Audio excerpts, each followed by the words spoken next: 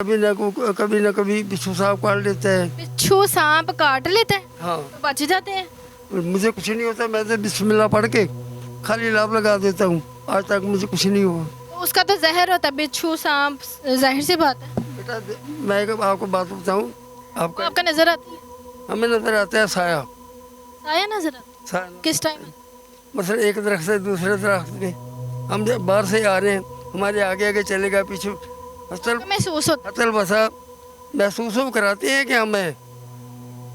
अस्सलाम वालेकुम नाज़रीन, आज मैं एक कब्रिस्तान पर मौजूद हूँ जहाँ पर एक 85 साला बुज़ुर्ग मुनव्वर भट्ट नामी वो यहाँ पर रहता है। उसने एक कमरा यहाँ पर बनाया हुआ है कब्रिस्तान के अंदर, जिसके दरमियान में उसकी एक चारपाई, एक अदद चारपाई उसकी पड़ी हुई है, और जो उसके इर्द गिर्द दो कब्रें हैं वहाँ पर वह सोता है। दरमियान में कब्रों के दरमियान में एक चारपाई में सोता है, और उसने वहाँ उस कमरे में एक जो है सिलेंडर, एक अदद सिलेंडर, एक चूल्हा, खाने पीने की कुछ अशिया वगैरह रखी हुई, एक फ़ैन भी लगा हुआ है। मैं आपको आज उनसे मिलाऊंगी। आपने कभी ऐसी स्टोरी नहीं सुनी होगी कि एक आदमी जो है ना कब्र में रहता है और उसने एक कमरा जो है वो बनाया, वहाँ पे सोता भी है, दिन रात वहाँ पे रहता है और अकेला, और वह 40 साल से वो इस कब्र, दो कब्रों के दरमियान में जो है ना वो इस कमरे में सो रहा है। मैं आज उनसे आपको मिलवाऊंगी और मैं सुनूंगी कि उनके साथ ज़िंदगी में इन 40 बरस में कौन कौन से वाक़यात पेश आए हैं। चलते हैं उनकी जानिब।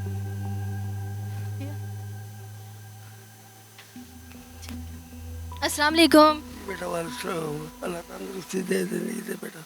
अच्छा, आप यहाँ पर 40 साल से रह रहे हैं दो कब्रों के दरमियान में। मैं खुद शॉक्ड रह गई हूँ कि ऐसे भी होता है कि एक अफराद है वो दो कब्रों के दरमियान में सो रहा है दिन रात। आप यहाँ पे नहीं बैठ सकती मैं, क्या वजह है?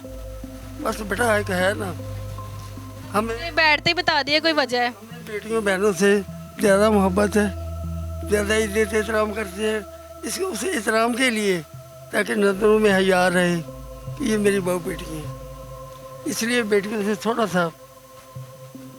अच्छा, यहाँ पर आप 40 साल से रह रहे हैं और इसी इन कब्रों के दरमियान में सो रहे हैं? कम पेश 35-40 साल जी।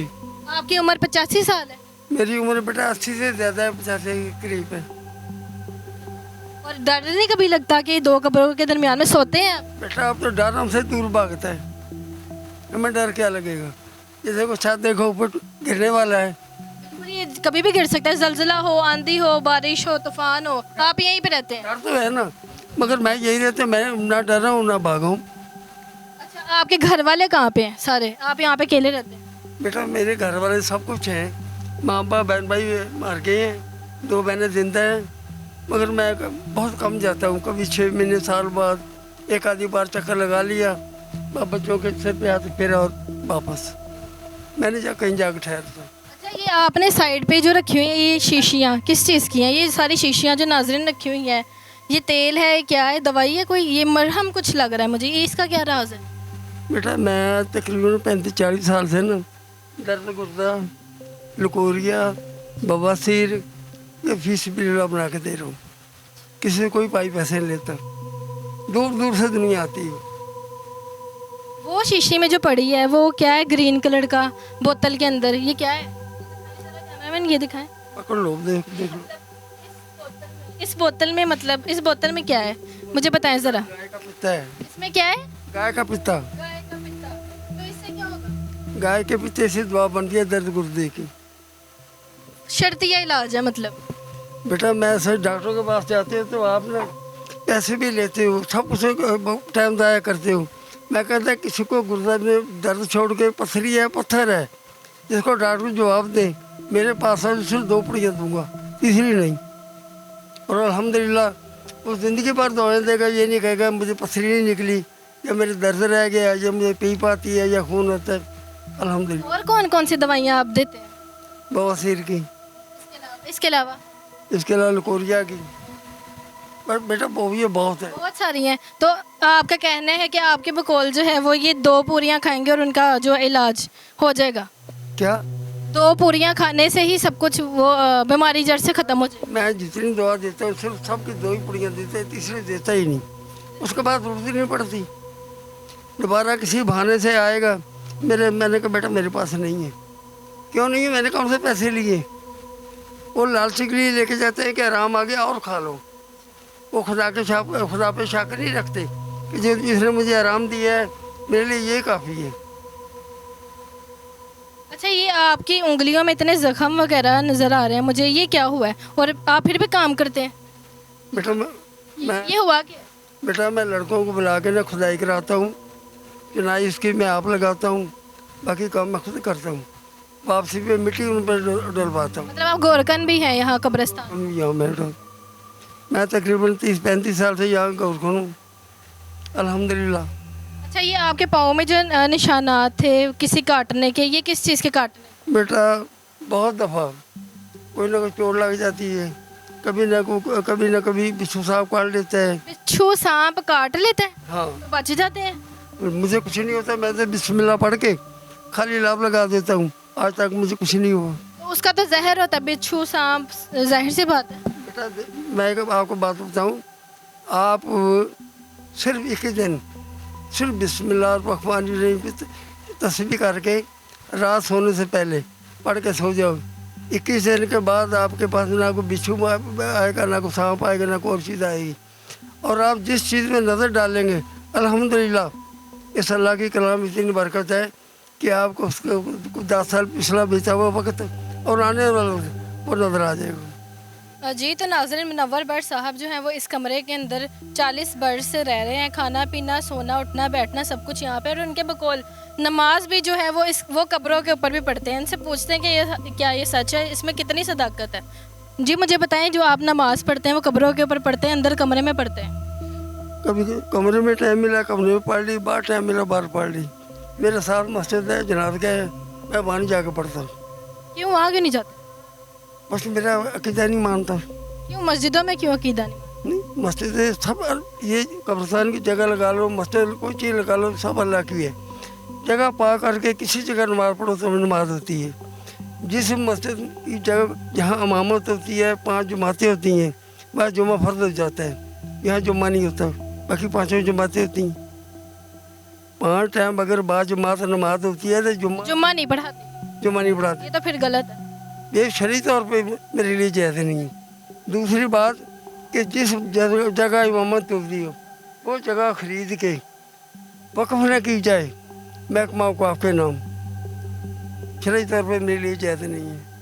अच्छा, मस्जिद है, मैं नहीं पढ़ने जाता, मैं जहाँ जी कर बैठ के नमाज पढ़ ली। अच्छा, आपको डर नहीं लगता कब्रिस्तान में? दिन में तो चले कोई भी आ सकता है, रात में काफ़ी किस्से होते हैं, सुना हुआ है, ये क्या सच है जो किस्से? अब डर हमसे भागता है, हम डर से भागते हैं। कभी आपने कोई ऐसा किस्सा सुना हो जिससे आप तो नहीं डरते, मैं मानती हूँ, लेकिन हम लोग सुन के डर जाते हैं? कोई ऐसा किस्सा हुआ है आपके साथ या किसी के साथ देखा हो? बेटा मुझे तो आज तक अल्लाह का एहसान है, डर खुद देख के भाग जाता है, मैं नहीं डर से भागता। कोई किस्सा, कोई डरावना सा कुछ ऐसा हुआ? मैं एक आपको सीधी बात बता दूँ, ये कब्रिस्तान है ना, जैसे आपके ये घर है, मकान है, आबादी है, इसी तरह कब्रिस्तानों में भी खुदा की मखलूक है, बहुत है। आपका नज़र आता है? हमें नज़र आता है साया। साया नज़र आता है? किस टाइम? मतलब एक दरख्त से दूसरे दरख्त में, हम जब बाहर से आ रहे हैं, हमारे आगे आगे चलेगा, पीछे महसूस होता अतल बसा महसूस कराते हैं कि हमें, मगर हमने कभी किसी को तंग नहीं किया, अल्हम्दुलिल्लाह हमें किसी ने कभी तंग नहीं किया। अब हम किसी को परेशान करेंगे, तंग करेंगे तो हमें करेगा। ये सामने मेरे वो गली के भाई हैं, वो आज से तकरीबन 2-3 साल पहले आए कि जी मैंने कहा ये करना है, आप जन्नत, मैंने कहा ये भी है, ये भी है, दरख्त पे आ जाओ हमारे साथ चलो। मैंने कहा अगर लाख रुपया दे मैं फिर भी नहीं चाहता। जी क्यों? मैं कहा मेरा दिल नहीं मानता। जो आपने, मैं अभी आई हूँ, आपने मुझे बताया कि कब्र में एक दफ़ा आग लग गई, ये क्या दास्तान है, अवाम को बताएं। मेरी बात सुनो, वो इसी तरह इंटरव्यू लेने आए। मैंने कहा बेटा आप इसी लालच में इंटरव्यू लेने आए हैं, या तो खुदा की भलाई के लिए करो, मैं तुम्हारे साथ हूँ। वो कहने लगा जी आप जो खिदमत करने के लिए तैयार हैं हम आपसे साथ। मैं कहा मैं इतनी इजाज़त देता हूँ कि जाओ जाके कर लो अपनी जिम्मेदारी पे, मैं तुम्हारे साथ नहीं, इजाज़त नहीं दी। मैं तुम्हारे साथ नहीं। जानते नहीं कि उसकी बीवी मर गई, वो वैसे काम छोड़ के क्या करूँ। ये सामने 6 नंबर गली में रहता है, छोटे छोटे बच्चे थे, हमें दुख हुआ ये आपको मना करते रहे हैं कि भला बजाय किसी भी खुदा की मखलूक को तंग करना या उसे नंगा करना ना हमारे लिए वो जायज़ नहीं है बेटा। एक दिन में 5-5 जिन्नात भी आए हैं, ये क्या दास्तान? क्या जनाजे जनाजे आए हुए हैं यहाँ पर एक दिन में, आज तो आप उसको कैसे मैनेज करते हैं? जैसे आप गोरखन है ना? बेटा गोरखंड है तो जितने जनाजे ज़्यादा आएंगे ना, हमारे तकरीबन 10-20 आदमी हमने कब्र के खुदाई वाले ट्रेन किए हुए हैं। जब ज़रूरत पड़ती है हम लेने नहीं जाते, उनके नंबर मेरे पास है, फ़ोन करते हैं, वो आ जाते हैं, वो खुदाई करते हैं। मैं राज का काम करता हूँ गोरखंड, वो करके दफनाने के टाइम मैं पास बैठा हूँ, लड़कों का कहता हूँ स्लेटों पर लगा के मिट्टी डालो, मिट्टी डाल के जब हाथे वगैरह वो कर लेते चले जाते हैं, मैं अपने कमरे पे चला जाता हूँ, मैं अपने कमरे पे चला जाता हूँ। आप ये मुझे बताएं, ये जो पाँव पे आपके निशान है, जैसे आपने बताया सांप बिच्छू ने काटा है, वो किस वक्त आए और आपको कैसे पता चला? आपने उनको मार के भगाया नहीं? बेटा वो खुद ही मर जाते हैं, कैसे मरते?